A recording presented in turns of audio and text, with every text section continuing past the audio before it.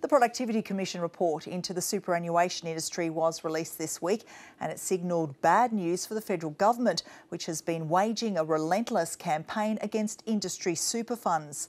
The government wrongly claims the funds are dominated by unions, but the Commission has supported other research which shows that industry funds on the whole provide much better outcomes for workers than super funds owned by banks. Andrew Robertson reports.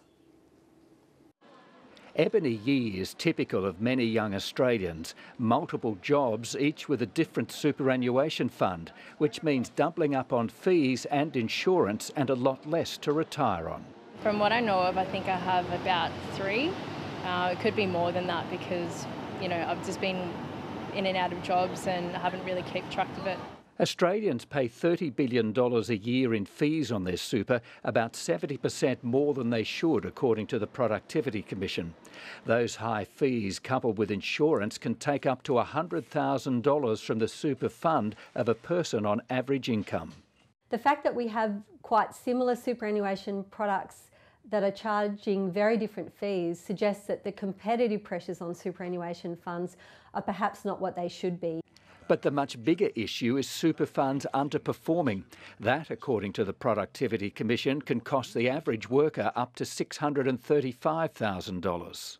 It's frightening. If you that's almost like when I retire, I suddenly lose my house. That's massive amounts of money. That's like the average house price across Australia.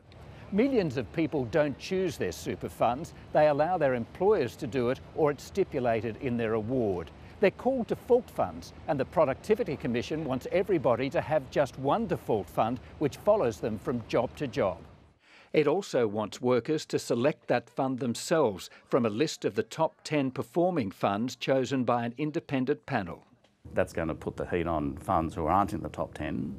It's also going to put the heat on funds who may say, look, I'm not trying to deliver top 10 performance, I'm trying to deliver you lots of choices. Comparing two super funds on the basis of two simple features like fees and returns is a challenge that most people find quite difficult.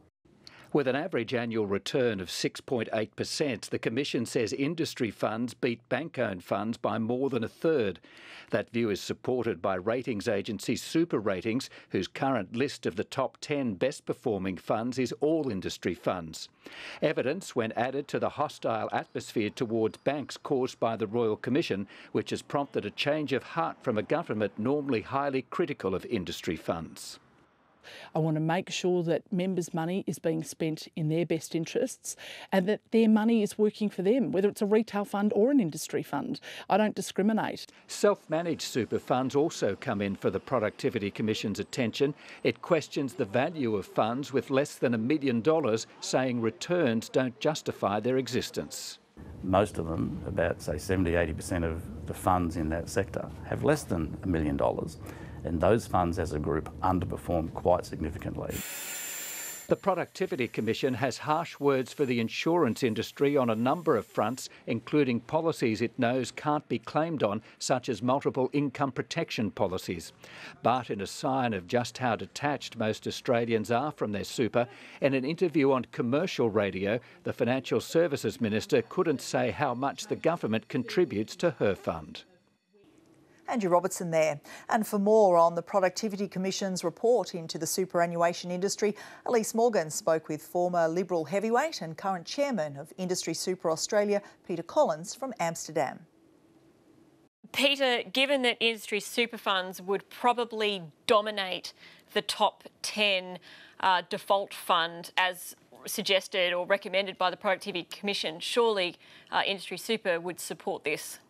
We welcome the Productivity Commission report. We think it's a good report look, obviously we need to work our way through some of the detail, but one of the key findings is that, again, an official government report has found that industry super funds far outperform our retail competitors. So the big industry super funds, again, are noted as outperforming the sector by about 1.8, 1.9%. So do you support the top 10 default fund idea?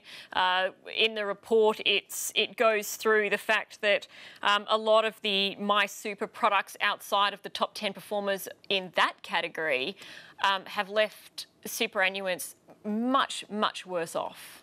Look, we're confident that we can hold our own in any environment. We obviously want to talk through the specific recommendation of 10 default funds with the government and with the Productivity Commission. But we're in a very strong position. I guess our starting point would be this in that discussion with government.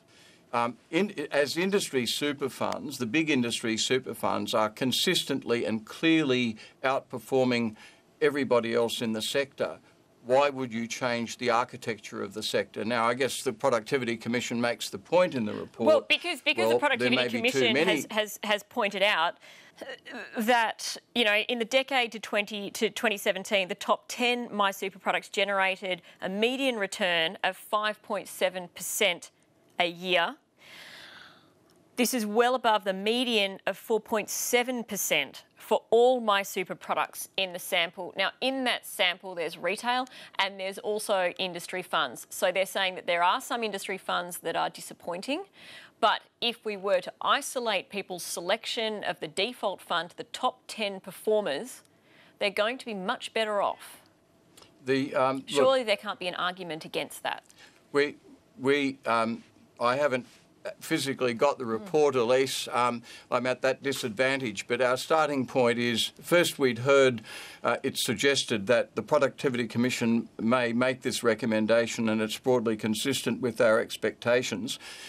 We are very confident of our position in the market and our outperformance. One of the points that is made in the report is that some of the smaller funds underperform in both sectors, by the way, retail and some of the small industry funds. And look, that makes the point that over time you're going to see change, you're going to see greater consolidation and merger of smaller funds into the bigger, better performing funds. Peter Collins, thank you so much for your time. Thank you, Elise.